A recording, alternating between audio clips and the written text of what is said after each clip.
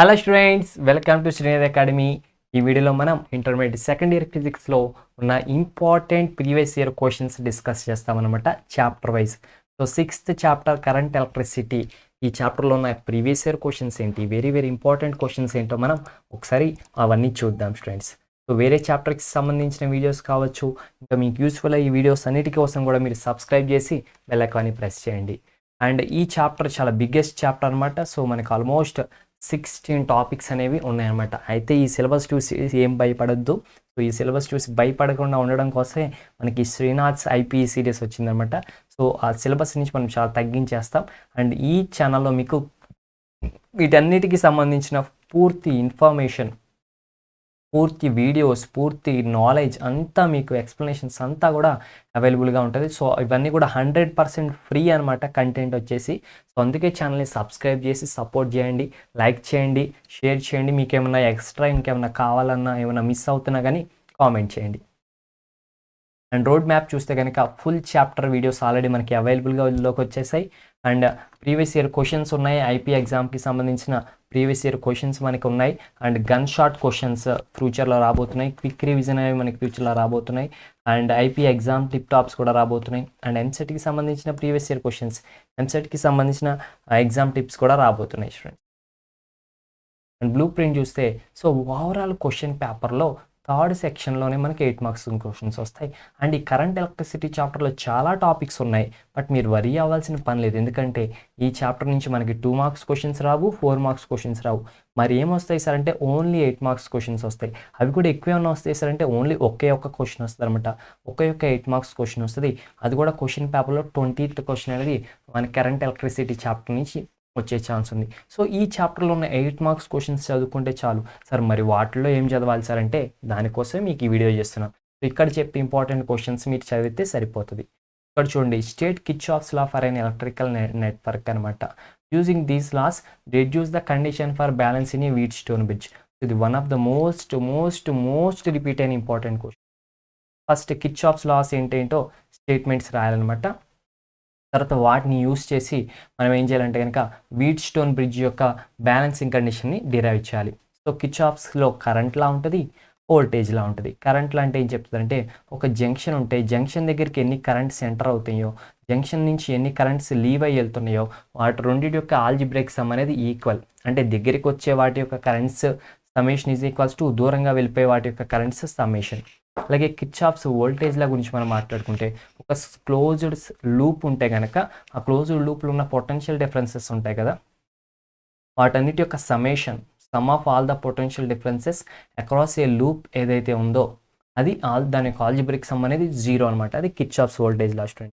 And wheat stone bridge condition ఏముంటుంది అంటే మనం చూస్తే కనుక Wheatstone bridge condition, wheat stone bridge మనకి డయాగ్రామ్ ఇట్లా ఉంటుంది అనమాట. ఇక్కడ ఒక గ్యాల్వనోమీటర్ ఉంటుంది. అండ్ ఈ 2 ఎండ్స్ ఏదైతే ఉన్నాయో ఇది ఏ అండ్ ఇది బి, ఈ 2 ఎండ్స్కి మధ్య బ్యాటరీని కనెక్ట్ చేస్తాం. 2 ఎండ్స్కి మధ్య బ్యాటరీని కనెక్ట్ చేస్తాం. ఇలా వీట్ స్టోన్ బ్రిడ్జ్ ఉంటుంది అనమాట. సో ఈ గ్యాల్వనోమీటర్లో కరెంట్ 0 అవ్వాలంటే అప్పుడు ఈ రెసిస్టెన్స్ ఎలా ఉండాలి? ఇదేమో పి, ఇదేమో క్యూ, ఇదేమో ఆర్, ఇదేమో ఎస్. ఇక్కడ బ్రిడ్జ్కి బ్యాలెన్సింగ్ కండిషన్, బ్రిడ్జ్ ఎప్పుడు బ్యాలెన్స్ అయిందంటామంటే దీంట్లో గ్యాల్వనోమీటర్ కరెంట్ 0 అయిపోతే బ్యాలెన్స్ ఏందంటాం. ఎప్పుడు సాటిస్ఫై అవుతుంది అంటే P/Q = R/S అయినప్పుడు మాత్రమే, ఈ కండిషన్ వచ్చినప్పుడు అది సాటిస్ఫై అవుతుంది స్టూడెంట్.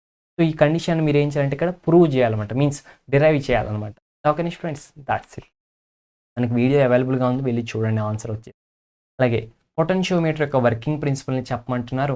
అండ్ అదే పొటెన్షియోమీటర్ని యూస్ చేసి ఒక 2 సెల్స్ యొక్క ఈఎంఎఫ్స్ని కంపేర్ చేయమంటున్నారు. సో పొటెన్షియోమీటర్ అంటే ఇట్లా ఉంటుంది నార్మల్, అదే సర్క్యూట్ డయాగ్రామ్ అయితే ఇది స్టూడెంట్స్. సో ఇక్కడ సర్క్యూట్ డయాగ్రామ్ ఏంటంటే కనుక 2 సెల్స్ పెడితే ఆ రెండింటి యొక్క ఈఎంఎఫ్స్ని ఫైండ్ అవుట్ చేయడానికి ఉంటే పొటెన్షియోమీటర్ డయాగ్రామ్ అనమాట. సో పొటెన్షియోమీటర్ అంటే ఒక 10 మీటర్స్ లెంత్ ఉన్న వైర్ ఉంటుంది అనమాట students, uniform internal resistance. But ఇక్కడ ప్రాక్టికల్గా మనం ఇక్కడ ఎక్స్ప్లెయిన్ చేసుకోవడం కోసం వైర్ లెంత్ ఎలా అనుకుంటాం, దాని రెసిస్టెన్స్ ఆర్పి అని అనుకుంటాం అనమాట. ఈ పొటెన్షియోమీటర్ ప్రిన్సిపల్ ఏంటంటే కనుక ఏదో ఒక 2 పాయింట్స్ మధ్య ఉన్న పొటెన్షియల్ డిఫరెన్స్ ఏదైతే ఉంటుందో దేనికి డైరెక్ట్లీ ప్రపోర్షనల్ ఉంటుందంటే ఆ 2 పాయింట్స్ మధ్య ఉన్న లెంత్కి డైరెక్ట్లీ ప్రపోర్షనల్గా ఉంటుంది అనేది పొటెన్షియోమీటర్ యొక్క వర్కింగ్ ప్రిన్సిపల్ అనమాట స్టూడెంట్.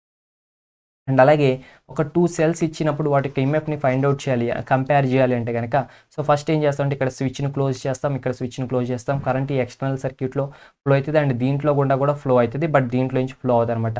అలా జాకీని డిఫరెంట్ ప్లేసెస్లో పెడతాం. ఎక్కడైతే డిఫ్లెక్షన్ 0 చూపిస్తుందో అప్పుడు నా లెంత్ ఫైండ్ అవుట్ చేస్తాం. అప్పుడు ఇక్కడున్న ఈఎంఎఫ్ ఇక్కడున్న ఈఎంఎఫ్ ఒకటే అనమాట.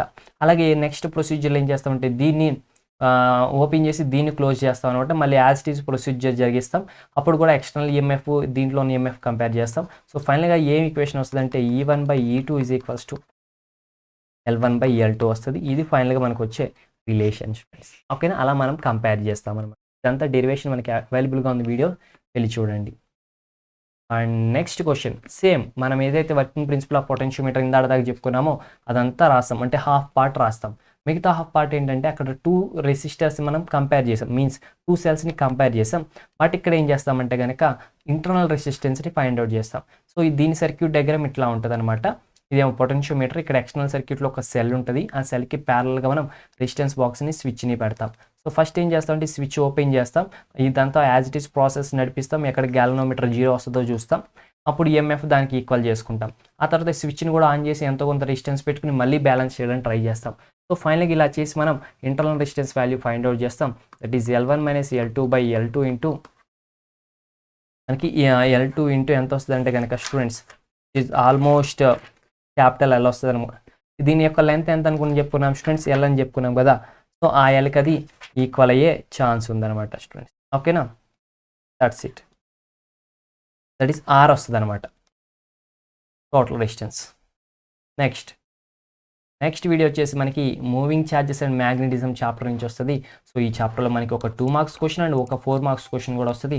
అండ్ ఈ చాప్టర్ నుంచి మనకి ఏమొస్తుంది స్టూడెంట్స్, 6 మార్క్స్ అనేవి మనకి వస్తాయి అనమాట స్టూడెంట్. ఓకేనా, దాని యొక్క లింక్ అనేది డిస్క్రిప్షన్లో ఉంది, వెళ్ళి చూసేయండి.